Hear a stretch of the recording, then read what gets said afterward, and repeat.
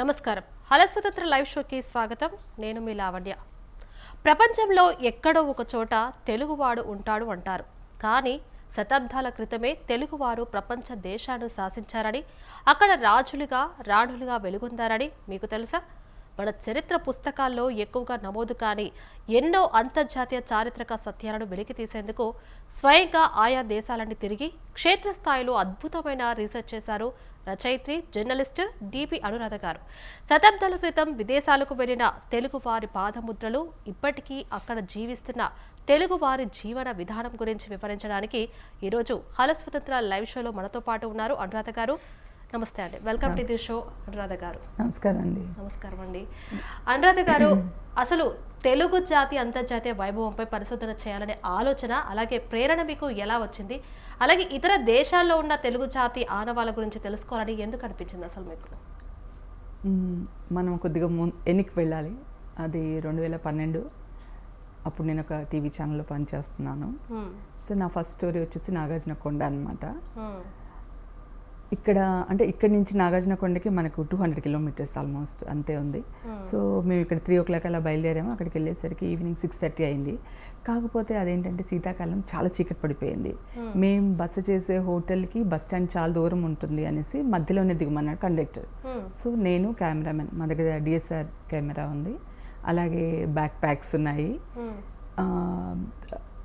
మన ట్రైప్యాడ్ వచ్చేసి 5 foot అనమాట. సో అది ఎంత దూరం నడుస్తున్నా రావట్లేదు. మా హోటల్ అనేది అసలు రావట్లేదు. నడుస్తున్నాం. మాకు కాళ్ళు చేతులు అంతా నొప్పి వస్తున్నాయి, కళ్ళు ఇలా నీళ్ళు వస్తున్నాయి అనమాట. అప్పుడు అనిపించింది, అరే మనం జస్ట్ హైదరాబాద్ నుంచి ఇక్కడికి 200 kilometers ఉన్న నాగార్జునకొండకు రావడానికి ఇంత కష్టపడుతున్నాం.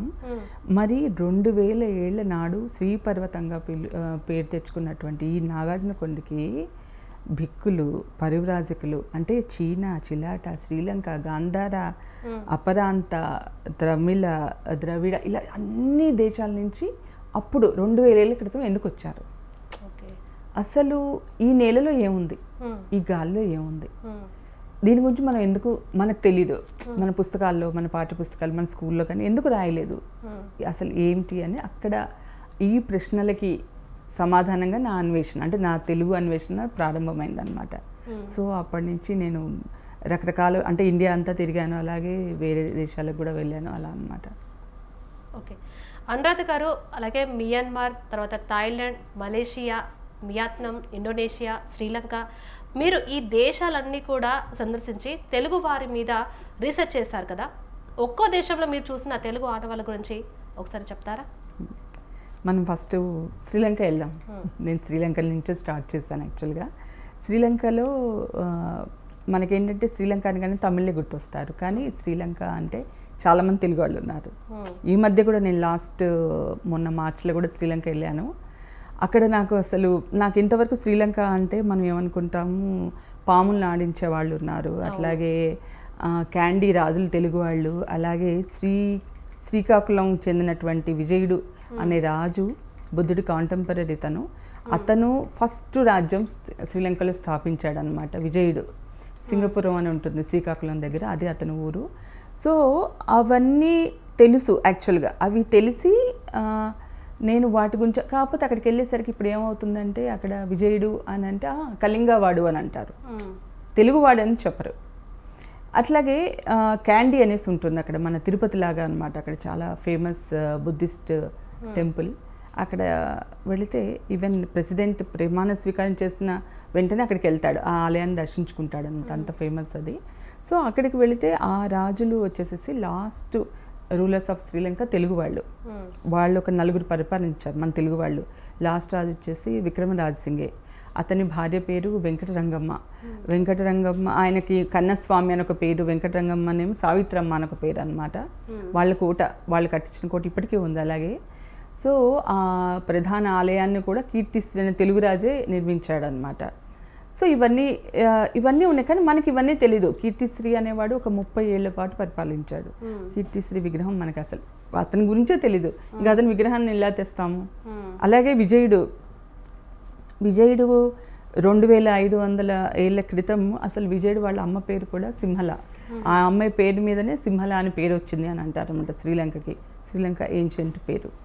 సో అవన్నీ కూడా మన దాకా రాలేదు ఏంటి అనేసి దానికి సంబంధించి అలా నేను ఇంకా అన్వేషణ చేస్తూ ఉన్నాను. మొన్న వెళ్ళినప్పుడు కూడా అక్కడ ఏంటంటే మామూలుగా పాములు ఆడుకునే వాళ్ళు ఉంటారు. వాళ్ళు ఏంటంటే తెలుగు మాట్లాడుతారు. మనం ఎవరైనా సరే శ్రీలంకలో ఏ సిటీలో అయినా తిరుగుతున్నా అక్కడైనా పాములు కానీ కోతులు కూడా ఆడిస్తూ ఉంటే మనం వెళ్ళేసేసి ఏం పేరు మీది అంటే తెలుగులో మాట్లాడిస్తారు.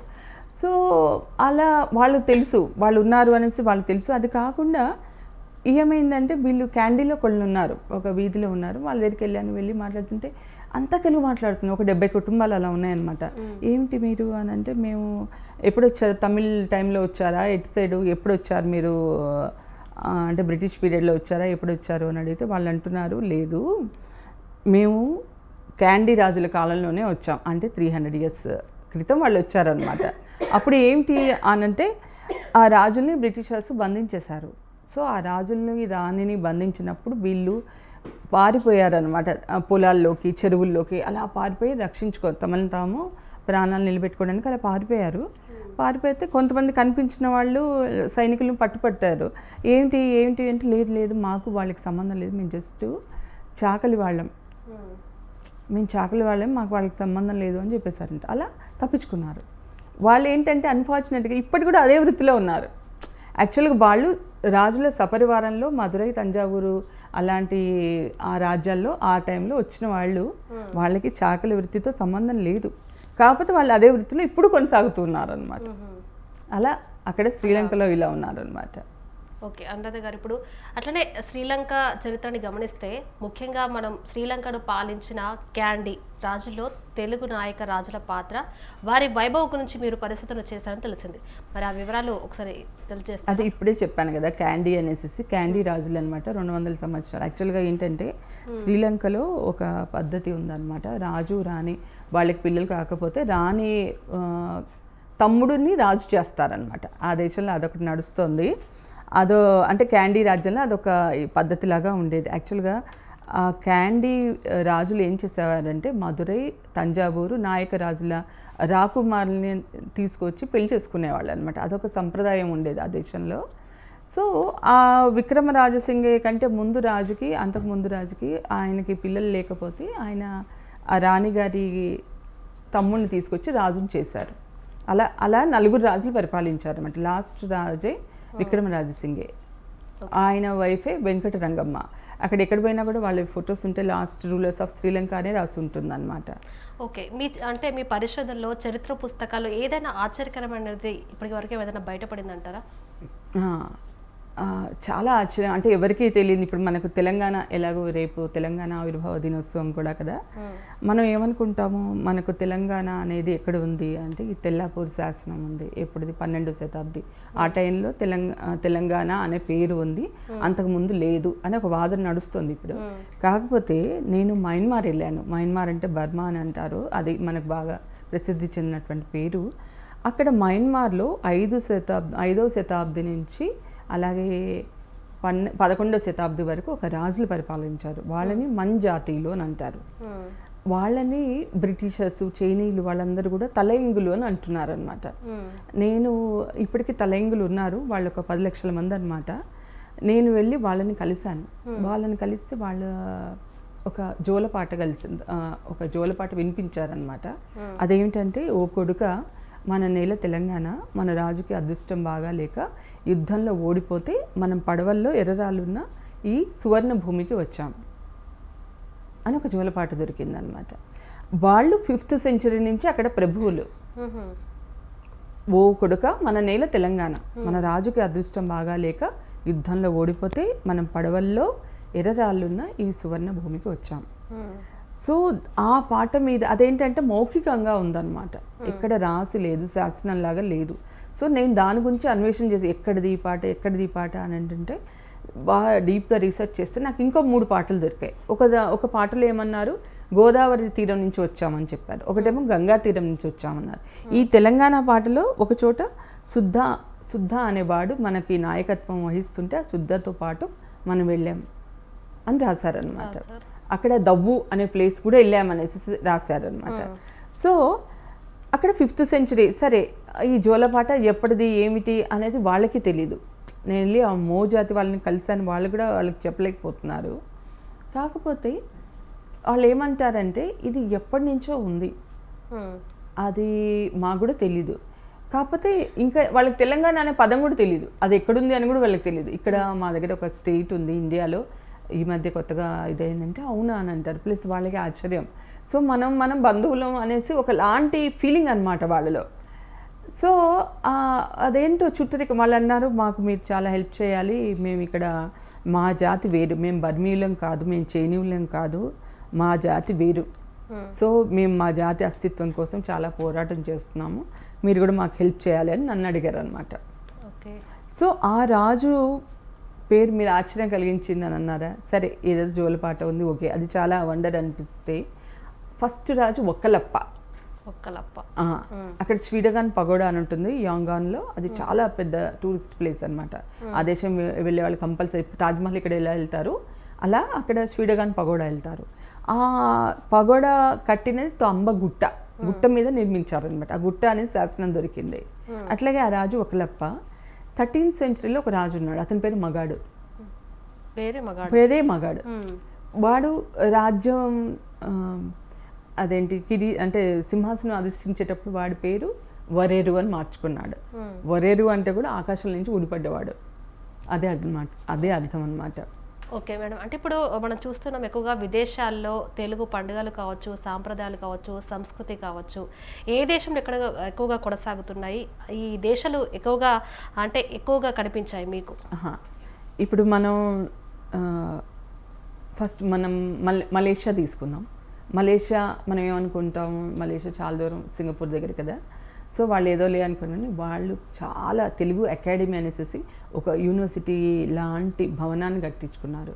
ప్రతి సాటర్డే ప్రతి సండే వాళ్ళకి అక్కడ తెలుగు క్లాసులు అవుతుంటాయి, ఆట పాట అన్నీ నేర్పిస్తున్నారు, నృత్యం కూడా వస్తుంది. తెలుగు యూనివర్సిటీతో మన ఇక్కడ ఉన్నటువంటి పొట్టి శ్రీరాములు తెలుగు యూనివర్సిటీతో వాళ్ళు టైఅప్ అయ్యి వీళ్ళ చేత డిగ్రీలు సర్టిఫికెట్లు అవన్నీ ఇచ్చేసుకుంటున్నారు. అట్లాగే మీరు ఎప్పుడైనా రామభజన చేశారా? మీరు చేశారా ఎప్పుడైనా? మీకు అసలు తెలుసా? నోటికి వస్తుందా? నోటికి రాదు, నాకు కూడా రాదు. కానీ మారిషస్లో ఎవ్రీ సాటర్డే అక్కడ ఉన్న తెలుగు వాళ్ళు 1,00,000 మంది ఉంటారనమాట. అక్కడ ప్రతి సాటర్డే, అంటే ఏ ఊరి దగ్గర ఉంటే ఏ ఊర్లో, ప్రతి ఒక్క ఊర్లో ఒక గుడి ఉంటుంది కదా, ఆ గుడిలో అందరూ కలిసి ప్రతి ఈవినింగ్ రామభజన చేస్తారనమాట. అంటే ప్రతి evening in the sense Saturday evening అనమాట. చేసి ఆ రామభజన చేస్తూ వాళ్ళు అంటే 190 ఏళ్ల క్రితం ఇక్కడి నుంచి వెళ్ళారు. ఇక్కడ బ్రిటిష్ సమయంలో వెళ్ళిన వాళ్ళే మారిషస్కి. వాళ్ళు ఇప్పటికే ఆ పాటని అలాగే పెట్టుకున్నారు. అందరూ కలిసి సామూహికంగా పాడుతూ ఆడుతూ చేస్తూ ఇప్పుడు ఏం చేస్తున్నారంటే దానికి యునెస్కో వరల్డ్ ఇంటాంజిబుల్ కల్చరల్ గుర్తింపు కోసం ప్రయత్నిస్తున్నారనమాట. సో 180 సంవత్సరాల నుంచి మేము ఈ దేశంలో ఇది కాపాడుకున్నాం, తెలుగు రామభజన. అది దానికి మాకు ఈ గుర్తింపు కావాలి అని వాళ్ళు ట్రై చేస్తున్నారనమాట. అలా. ఓకే అనురాధ గారు, అంటే ఆ దేశంలో కూడా బ్రిటిష్ సమయంలో వలస వెళ్ళిన తెలుగు వాళ్ళ జీవితాలు ఎలా ఉన్నాయి? ఒకవేళ వివిధ దేశాల్లో తెలుగు వారి వంశస్థులు ఇప్పటికీ ఉన్నారంటారా? వారి ప్రస్తుత సామాజిక, ఆర్థిక, సాంస్కృతిక స్థితిగతులు ఎలా ఉన్నాయి?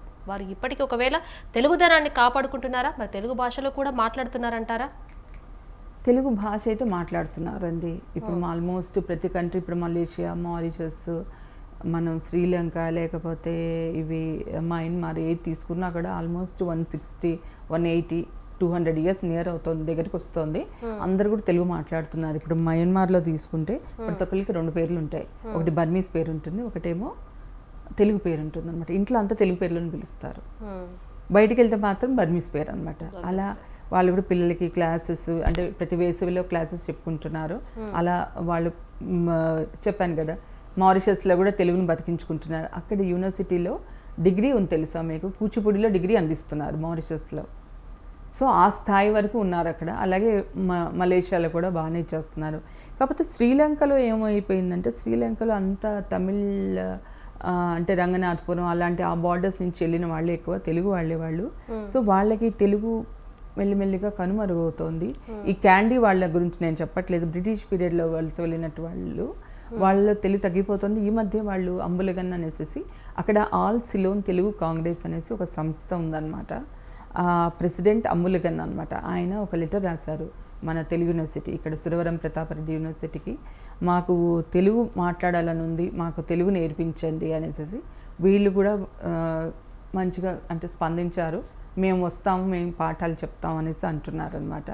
సో త్వరలో అది ఒకటి స్టార్ట్ చేయాలని అనుకుంటున్నాను. అది అవుతుంది, మొదలవుతుంది అని ఆశిస్తున్నాను. ఓకే ఓకే అనురాధ గారు, అంటే ఇప్పుడు వచ్చే యంగ్ జనరేషన్కి తెలుగు భాష మీద అవగాహన, అట్లనే తెలుగు ఖ్యాతి గురించి రీసెర్చ్ చేయాల్సిన అవసరం ఉందంటారా?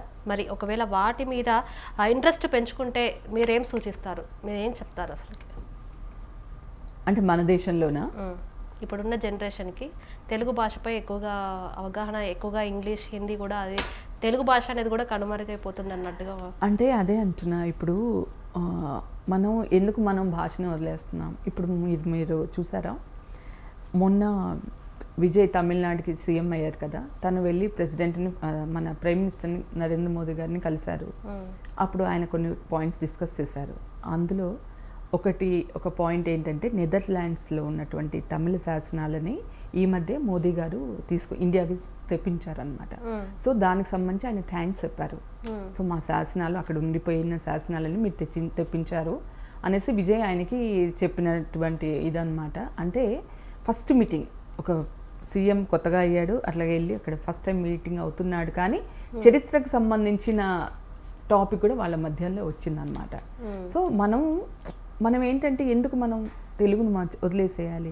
ఇప్పుడు ఈ దేశాల్లో చూస్తున్నాం కదా, ఈ దేశాల్లో ఎక్కడికి మనకు డైరెక్ట్గా సంబంధం లేదు. ఇప్పుడు వాళ్ళు తెలుగు నేర్చుకోకపోయినా వాళ్ళని ఎవరు కొట్టరు, లేకపోతే బంధించరు, ఏం చెయ్యరు. కాకపోతే తెలుగు నేర్చుకుంటున్నారు. ఎందుకంటే తెలుగు అనేది ఒక తల్లి భాష. ఆ తెలుగు సంస్కృతి వాళ్ళకి కావాలి, లేకపోతే అన్నీ మర్చిపోతారు. అందుకని మాకు తెలుగు కావాలి అని అంటున్నారు. అదేవిధంగా ఇక్కడ ఉన్న వాళ్ళు కూడా ఏమిటంటే, మన ఖ్యాతి, ఇప్పుడు మనం ఇండోనేషియా తీసుకుందాం. ఇండోనేషియాలో ఇప్పుడు మనకు గుంటూరు అనేది ఒక ఊరు ఉంది కదా ఇక్కడ, అక్కడ గుంటూరు అనేది పేరు. అంటే ఫస్ట్ ప్రెసిడెంట్ ఆఫ్ ఇండోనేషియా ఒక సుకార్తో అని ఉన్నారు. ఆయన పెద్ద కొడుకు పేరు గుంటూరు అనమాట. గుంటూరు సుకర్ణపుత్ర ఆయన పేరు. ఆయన ఇప్పటికీ ఉన్నారు.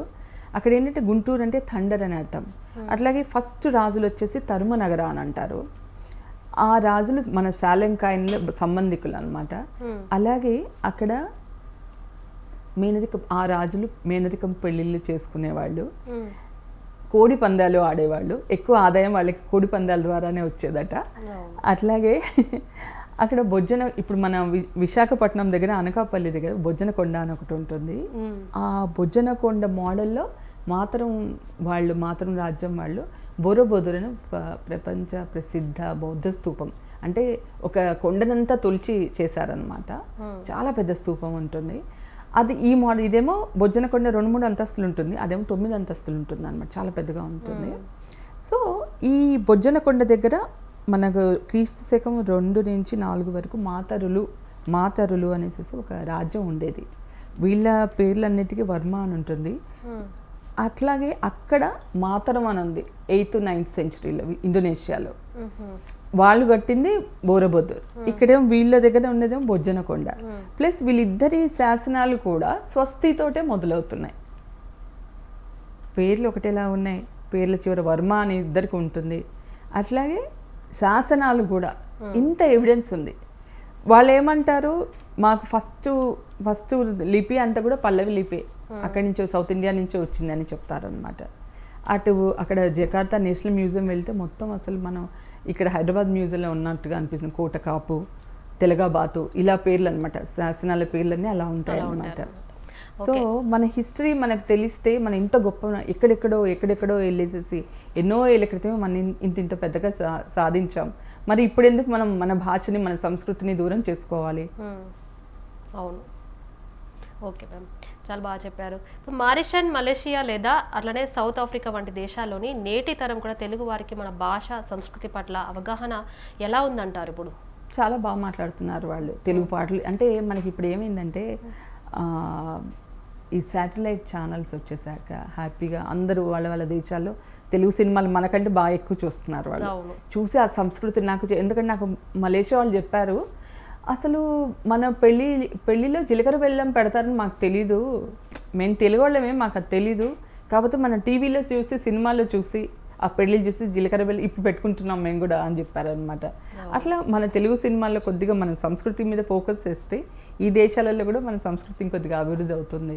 అవన్నీ చూస్తున్నారు వాళ్ళు, మన చూసి ఫాలో సాంప్రదాయాలు కూడా బయట దేశం వాళ్ళు ఎక్కువగా పాటిస్తున్నారు ఈ మధ్య కాలంలో. ఈ మధ్య చాలా బాగా చూస్తూనే ఉన్నాం. అవును అవును ఇప్పుడు వరలక్ష్మి వ్రతాలు అందరూ చేస్తున్నారు. అవును. ఒకసారి నేను వెళ్ళినప్పుడు వరలక్ష్మి వ్రతం అవుతోంది మయన్మార్లో.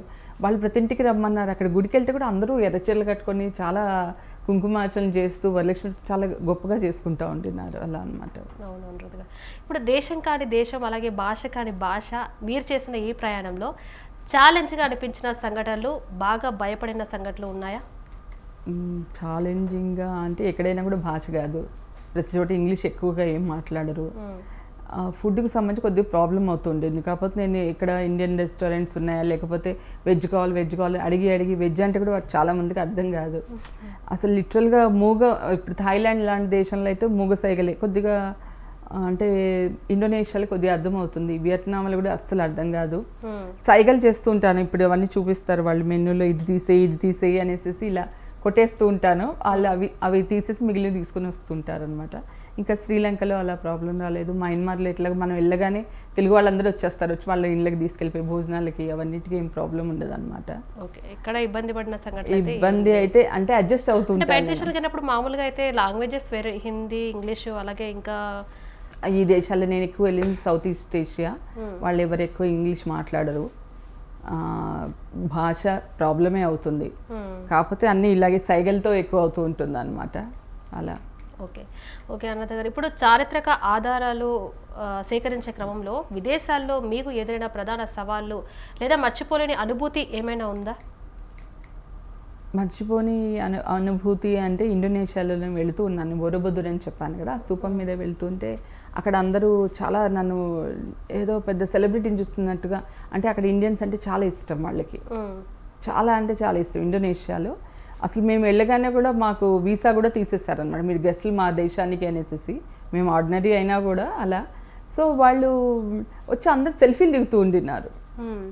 ఎక్కడ పోతే అక్కడ ఒకళ్ళిద్దరు కాదు, అసలు ఒక 10 మంది అడిగింటారు.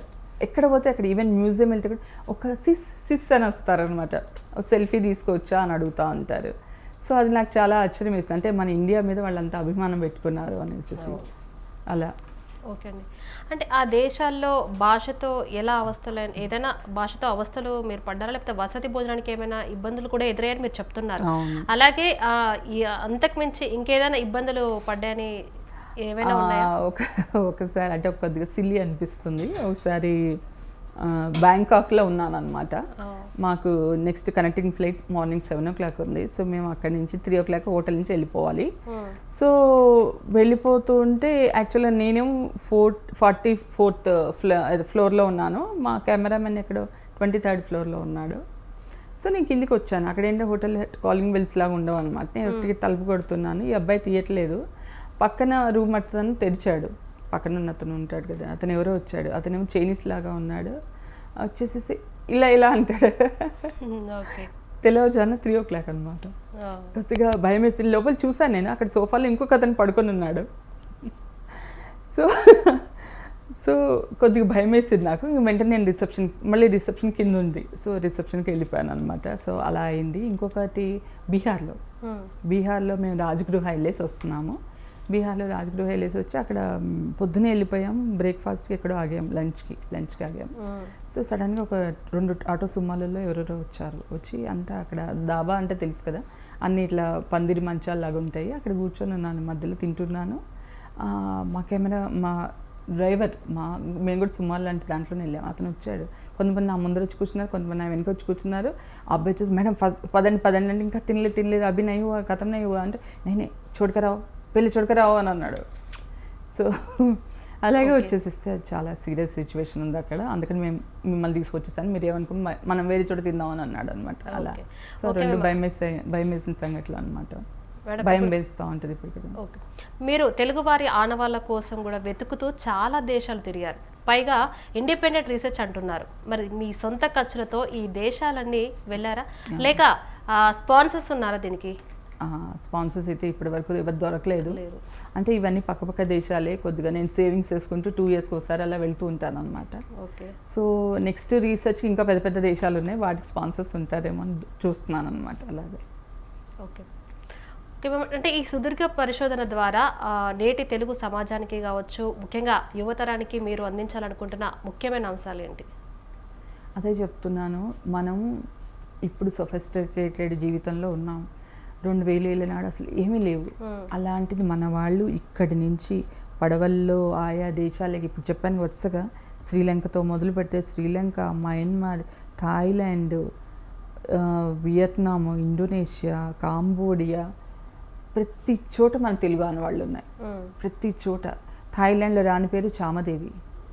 ఆమె మన జాతీయురాలు. ఇందాక చెప్పాను కదా, ఓ కొడుక మన నెల తెలంగాణ, ఆ జాతీయురాలు అనమాట ఆమె. థాయిలాండ్లో ఫస్ట్ రాను ఆవిడ. అలాగే వియత్నాంలో వచ్చేసేసి ఫస్ట్ శాసనము, అక్కడ లభించినటువంటి ఫస్ట్ శాసనము మన నాగార్జునకొండలో లభించినటువంటి శాసనాన్ని పోలున్నాయన్నమాట. భాష, లిపి ఒకటే అనమాట రెండు. అట్లాగే అక్కడ ఉన్నటువంటి ఫస్ట్ టెంపుల్ భద్రేశ్వర స్వామి టెంపుల్ అంటారు. ఆ మోడల్లోనే ఇక్కడ మనకు 2nd centuryలో నాగార్జునకొండలో పుష్పభద్రేశ్వర స్వామి టెంపుల్ అని ఉండింది. పేర్లు కూడా సేమ్ ఉన్నాయి. ఇటుకలతో, కాల్చిన ఇటుకలతో 2 temples కట్టారు. అంటే వీళ్ళందరూ వెళ్ళినవే కదా, ఎవరో ఒకళ్ళు. అంటే ఇప్పుడు మన టెంపుల్ మోడలే అక్కడ కట్టారు అని అంటే ఆనవాళ్ళు ఏదో ఒకటి అంటే లింక్ ఏదో ఉండాలి. ఆ లింక్ ఏమిటి? ఆ లింక్ అంటే నేను ఒక జర్నలిస్ట్గా పెరిఫెరల్గా చూస్తేనే నాకు ఇన్ని పాయింట్స్ దొరుకుతున్నాయి ప్రతి దేశంలో. అదే నేను కలిపి ఒక జగం నేలిన తెలుగు అని పుస్తకం రాశాను అనమాట. అదే నాకు ప్రేరణ అయింది. యూనివర్సిటీ వాళ్ళు, ఇంకా సంస్థలు, తెలుగు సంస్థలు, అకాడమీలు ఇన్ని ఉన్నాయి కదా, వీళ్ళందరూ కూడా కూర్చొని చేస్తే ఇంకెంత దొరుకుతాయో అనేసి అనమాట. Okay madam. అంటే ఇప్పుడు మీరు చాలా అవార్డులు అలాగే సత్కారాలు కూడా అందుకున్నారు, దాని గురించి ఒకసారి చెప్తారా? ఆ వివరాలు ఏంటి? నాకు మన తెలంగాణ గవర్నమెంట్ నుంచి అవార్డు వచ్చింది, బెస్ట్ ఉమెన్ అచీవర్ అవార్డు అనమాట. మార్చి 8th రోజు ఇచ్చారు. జర్నలిజం ఇన్ పరిశోధన, అదే దానికి ఇచ్చారనమాట. అట్లాగే తాపి ధర్మారావు గారు అవార్డు వచ్చింది, గిడుగు గారి అవార్డు వచ్చింది. అవార్డులు వస్తూనే ఉన్నాయి, గుర్తింపు వస్తుంది. కానీ ఇంకా నాకు కావాల్సిన గుర్తింపు మన తెలుగు ఖ్యాతి గురించి కావాలి. ఎలాంటి పేర్లు లేకుండా, ఏమీ లేకుండా, ఏం ఆశించకుండా వెళ్ళి అన్ని దేశాల్లో అన్ని ఆనవాళ్ళని మన వాళ్ళు వదిలేశారు కదా, మనం అవన్నీ వెలికి తీసుకోవాలి. వాళ్ళందరికీ ఒక్కొక్కటి, కనీసం విజయుడు, సింగపురంలో విజయుడు స్టాచ్యూ పెడదామంటే కూడా కుదరట్లేదు. మగాడు స్టాచ్యూ తెచ్చి నేను నాగార్జునకొండలో పెట్టాలని అనుకున్నాను, అది కూడా అవ్వడం లేదు. సో వాళ్ళ గుర్తింపు, వాళ్ళు ఉన్నారు, మన వాళ్ళు అక్కడ ఉన్నారు, ఎప్పుడో క్రీస్తుపూర్వం వెళ్ళి అక్కడంతా సాధించారు. ఆ ఘనతను మనం తెలుసుకోవాల్సిన అవసరం ఉంది కదా. ఓకే మేడం, మనకు టైం తక్కువ ఉంది కాబట్టి మనం లాస్ట్గా ఫైనల్కి వచ్చేద్దాం. ఒక 1 minute చెప్పండి మేడం. చివరిగా తెలుగు జాతి గురించి మీరు ఏదైనా చెప్పదలుచుకున్నారా ఫైనల్గా? అదే, మనంత ఖ్యాతి గడించినటువంటి జాతి ఎక్కడా లేదు. ఎప్పుడో తెలుగుకి చాలా విస్తృతమైనటువంటి ఆనవాళ్ళు, విస్తృతమైనటువంటి పరిధి ఉంది.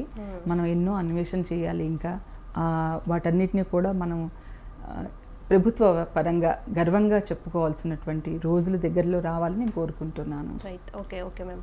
సో చూసారు కదా, మన తెలుగు జాతి ప్రభావం కేవలం 2 రాష్ట్రాలకో భారతదేశానికో పరిమితం కాలేదు. సముద్రాలు దాటి ఎన్నో దేశాల్లో మన వారు రాజులుగా రాజ్యాధికారం చెలాయించారని, ఇప్పటికీ అక్కడ తెలుగు సంస్కృతి సజీవంగా ఉందనే విషయాన్ని రచయిత్రి, రీసెర్చ్ స్కాలర్ అనురాధ గారు ఎంతో అద్భుతంగా వివరించారు. మన గతాన్ని, మన మూలాలను గౌరవించుకోవాల్సిన బాధ్యత మన అందరిపై ఉంది. ఇంతటి విలువైన సమాచారాన్ని మన ప్రేక్షకులతో పంచుకున్నందుకు డిపి అనురాధ గారికి ప్రత్యేక ధన్యవాదాలండి.